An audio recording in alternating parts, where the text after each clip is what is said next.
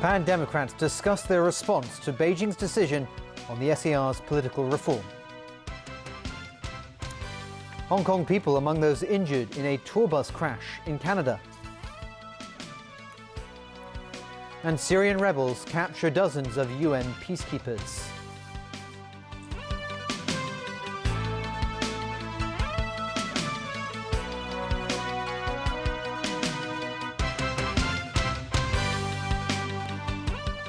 Good evening. Pan-Democratic lawmakers are meeting tonight to discuss their next moves in anticipation of the National People's Congress Standing Committee's announcement on a framework for the SAR's political reform.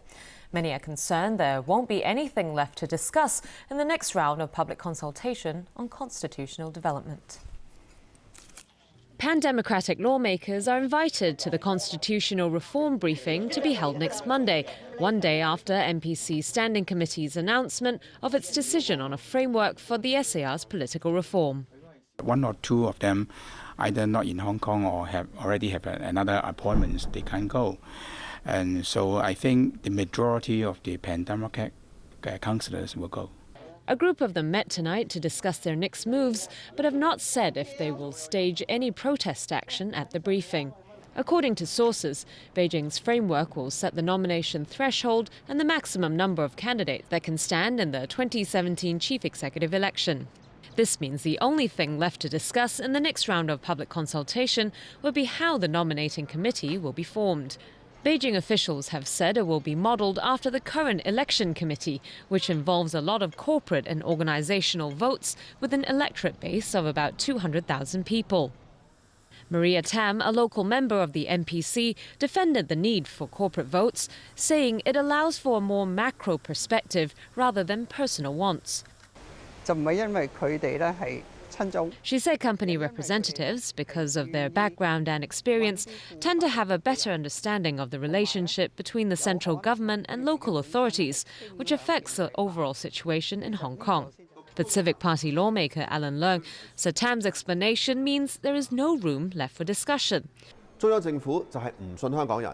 He said if Beijing is willing to expand the nominating committee's voter base, it should make it clear when the NPC Standing Committee announces the political reform framework on Sunday. Well, more groups today expressed concerns towards possible disturbances after Sunday's decision on the SAR's political reform framework. As Evelina Leung reports, the government is trying to play down the concern, saying measures have been taken to prevent chaos. Citizen Action for Hong Kong, the Wan Chai and Central and Western District Industries and Commerce Association, and the Hong Kong Small Medium Enterprises Association today expressed their concerns towards possible chaos on Sunday.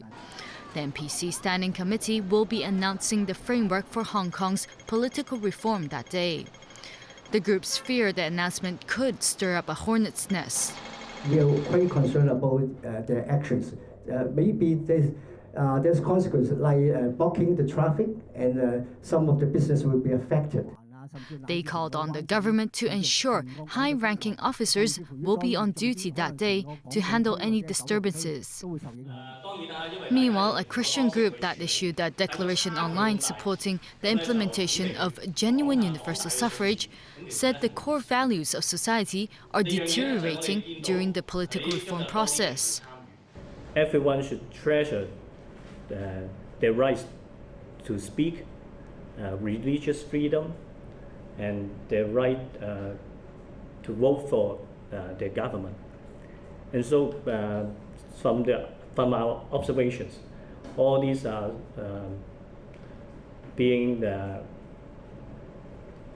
corrupt or attack, or we feel we are not very secure under this kind of situation. He stressed they do not hold any stance towards the Occupy Central movement. Secretary for Security Lai Tong-kwok waded into the discussion today in an attempt to reassure concerns. The Hong Kong police and relevant departments have made all the necessary preparations.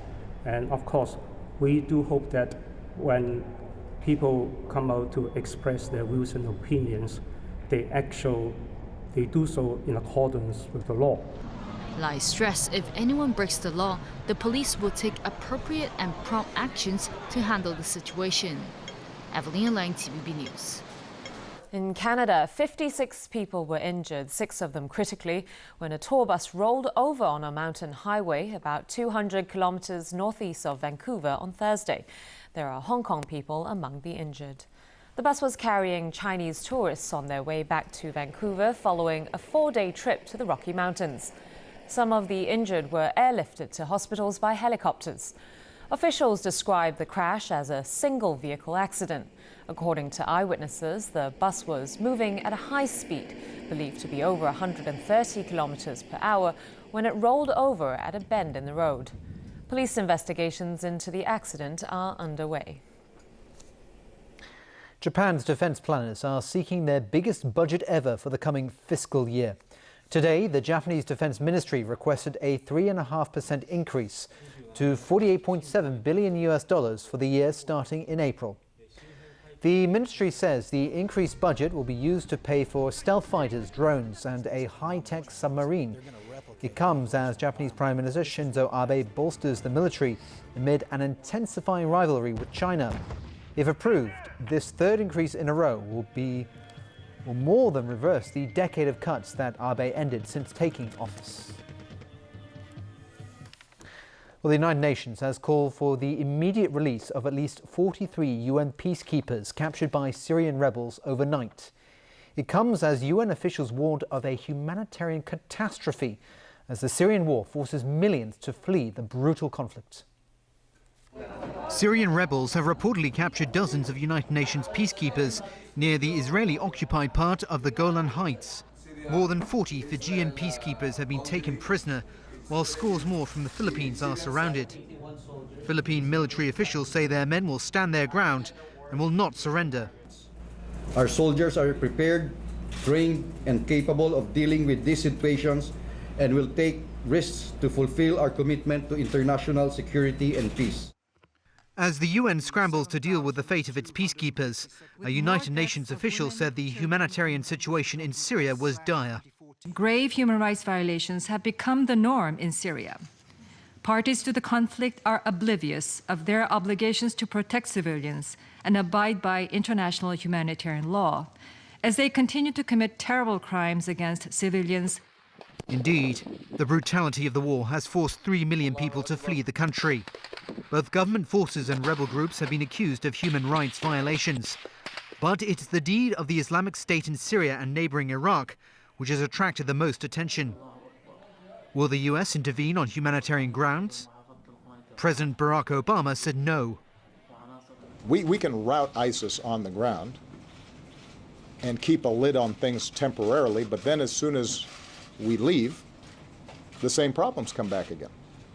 So we've got to make sure that Iraqis understand, in the end, they're going to be responsible for their own security. We will continue to support a moderate opposition inside of Syria, in part because we have to give people inside of Syria a choice other than ISIL or Assad. But the UN warned that if nothing is done about extremist groups like IS, their campaign of butchery and terror will continue. Pro-Russian rebels in Ukraine said today they will comply with a request from Moscow to open up a corridor to allow Ukrainian troops they've surrendered to withdraw. This comes as international condemnation grows after Kiev accused the Kremlin of moving at least 1,000 Russian troops into southeastern Ukraine. Alan Buckner reports. Battles continue to rage in Donetsk in eastern Ukraine as government troops try to recapture territory seized by the separatist rebels. A late-night statement from the Kremlin called for the separatists to allow trapped Ukrainian soldiers to leave the fighting area to avoid pointless victims. A rebel leader said today the government troops will be given safe passage out as long as they leave behind their armored vehicles and ammunition. Meanwhile, NATO has released satellite images it says show Russian combat forces armed with heavy weapons engaged in military operations inside Ukrainian territory. At the United Nations Security Council, the U.S. ambassador accused Russia of having outright lied about its role in Ukraine. So we have learned to measure Russia by its actions and not by its words.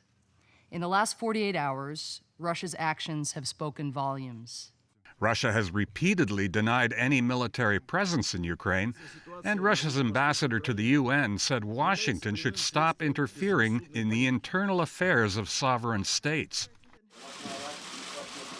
At the White House, U.S. President Barack Obama called for Western allies to increase sanctions against Russia, but he again ruled out any military options. He added that the Kremlin's actions will eventually weaken, not strengthen the country. That may not be apparent immediately, but I think it will become increasingly apparent. What it's also done is isolated Russia from its trading partners, its commercial partners, international business, in ways that I think are going to be very difficult to recover from. Alan Booknia, PVB News. The World Health Organization is warning that the Ebola outbreak in Africa could grow by 6 times, infecting as many as 20,000 people. While Ebola has menaced Africa for 40 years, it previously struck remote villages and was contained fairly quickly. This time, it has spread to major cities in 4 countries, with entire neighborhoods and towns being sealed to the outside. The WHO said scientists in several countries are fast-tracking efforts to find a treatment or vaccine. In the US, a spokesman for the National Institutes of Health announced an experimental vaccine developed by the government and GlaxoSmithKline will be tested on humans starting next week. British scientists will simultaneously test the drug in the UK, Gambia and Mali. But preliminary results won't be available for months.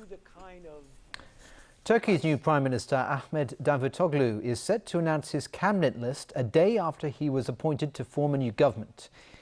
It comes also a day after Turkey's longtime leader Recep Tayyip Erdogan was sworn in as the country's first popularly elected president on Thursday. Davutoglu, the former foreign minister and now prime minister, is scheduled to present his list of council of ministers later today. He's not expected to make substantial changes to Erdogan's government members. Hong Kong has raised its outbound travel alert for Egypt to red. In view of the latest situation in the region, the government is warning Hong Kong residents to avoid travel, in particular to the Sinai Peninsula. It also says Hong Kong residents should make use of the online registration of Outbound Travel Information Service to register their contact details and itinerary when they're outside Hong Kong. And still ahead in the news tonight. Police probe an alleged leak of information about voters in civil referendum. The Wan Chai ferry pier to move to a new location. And entertainer Joan Rivers hospitalized after a heart attack.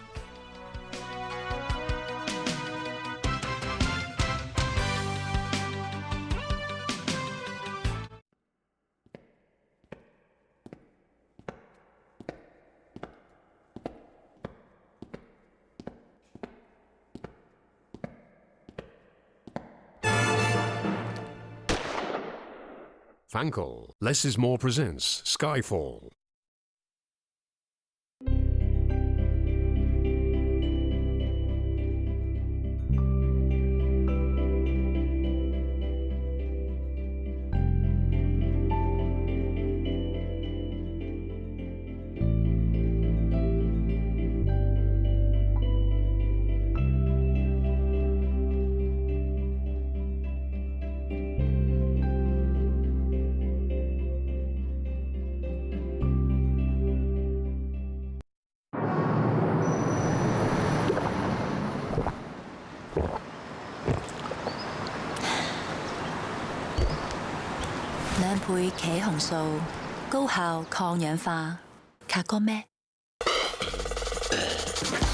Hong Kong Squash presents Cathay Pacific Sun Kai Financial Hong Kong Squash Final 2014.